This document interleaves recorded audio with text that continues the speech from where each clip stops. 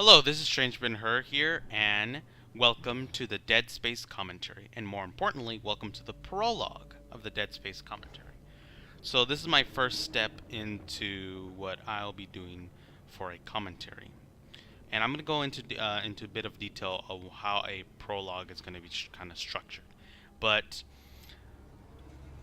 for my first game, I wanted to play Dead Space because I've played this game so many times, and there's so many things I want to talk about it. So, right from the get-go, the very first couple of minutes that you've seen was pretty much setting up the mood of how this commentary will be. For those people who have not played Dead Space is a horror survival game. So, if you're not into horror games, or if you're very easily scared, this commentary may not be for you. Now, to be honest, Dead Space is not really scary. It's more creepy than scary, but there are some people that don't like just watch scary things, very squeamish. So I understand. So just letting you guys know. And this is how a prologue is going to be structured. The very first things you're going to see is pretty much setting up how the commentary will be like. Another important thing that I wanted to share is that a prologue will be no longer than 15 minutes, so I want to keep him below the 15 minutes, and I'll try to do my best for that, because it is my first prologue that I will do. So that is how a prologue is structured, and how I will begin most commentaries. So there you go. That's one thing I wanted to talk about. Now, for the rest of the commentary, it's going to be split up in parts or chapters, depending on how I'm going to do it. And each part will be, I would say, a minimum of 15 minutes, but a maximum of 30 minutes, because after 30 minutes, I think that'll be too much for people, even though I've seen people sit through hours or 2 hours worth of content on YouTube. But for me personally, I want to limit myself and just do 15 minutes minimum and 30 minutes maximum for a normal chapter or part within a commentary. And usually a part or a chapter is just it's going to be a section of a video game. It could be a level, or it can be just a general area of a video game.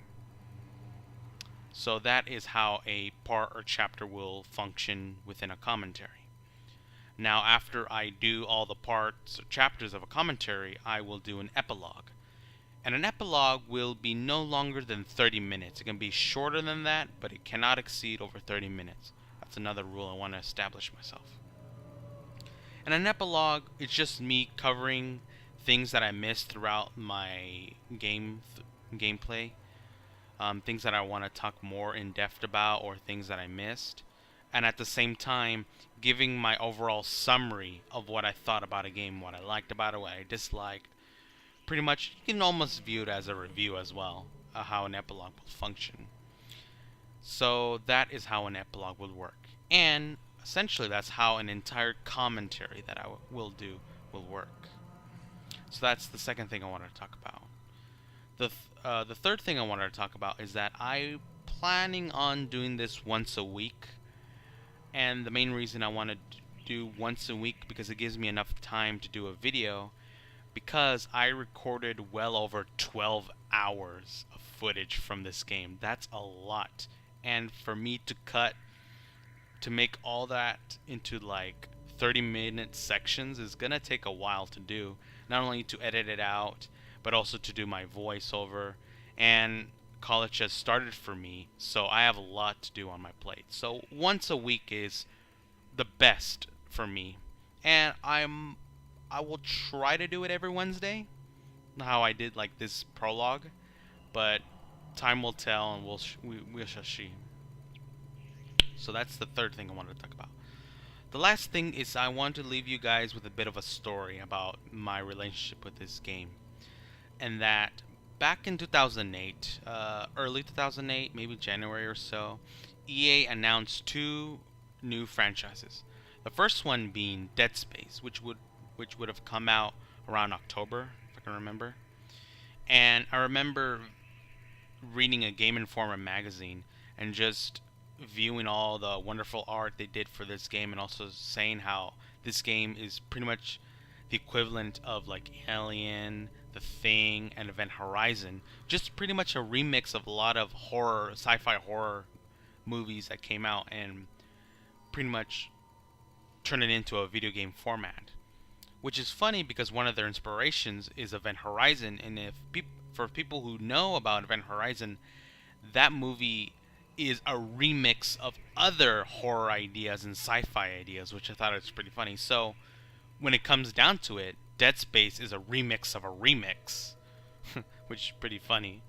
But for me, I don't really see that much of a problem with that. Sure, that could be a valid criticism, but for me, it isn't. As long as the game is, you know, good, then I'll enjoy it. Same thing with Event Horizon. Even though I know it's a remix, I still like it compared to the rest that Paul W.S. Anderson did, the rest of his filmography. Event Horizon is the movie I really enjoy from him. That and The Three Musketeers. I am not a fan of his Resident Evil movies, Alien vs. Predator, or any other movie that he's done, but Event Horizon and The Three Musketeers are the ones I enjoyed from him. So, that was the very first game EA showed off. The second game that they showed off was Mirror's Edge, which came out, if I can remember, about a month later.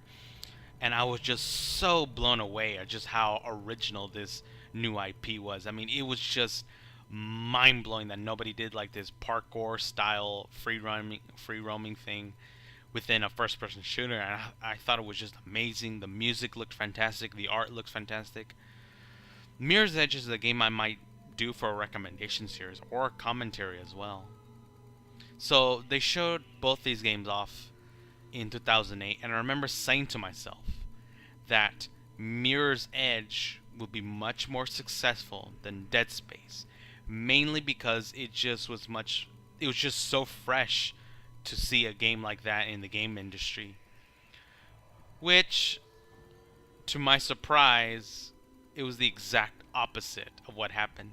Dead Space proved to be much more popular than Mirror's Edge, which saddened me because I thought Mirror's Edge was an amazing game, but Dead Space got the better reviews, the better sales more than Mirror's Edge, which is sad, even though I still love Mirror's Edge a lot. But this was pretty much a lesson for me that people are more willing to play a game that is safer for them, that people know about, that look more appealing than something that's more original, like Mirror's Edge. For example, when you get down to it, Dead Space is pretty much Resident Evil in space, which is not a bad thing. And not only that, I'm not saying that Dead Space is a bad game. As a matter of fact, you're gonna view the rest of my commentary, and you're gonna be the judge of what I overall thought about this game. But this was a fun little lesson that I learned back in 2008.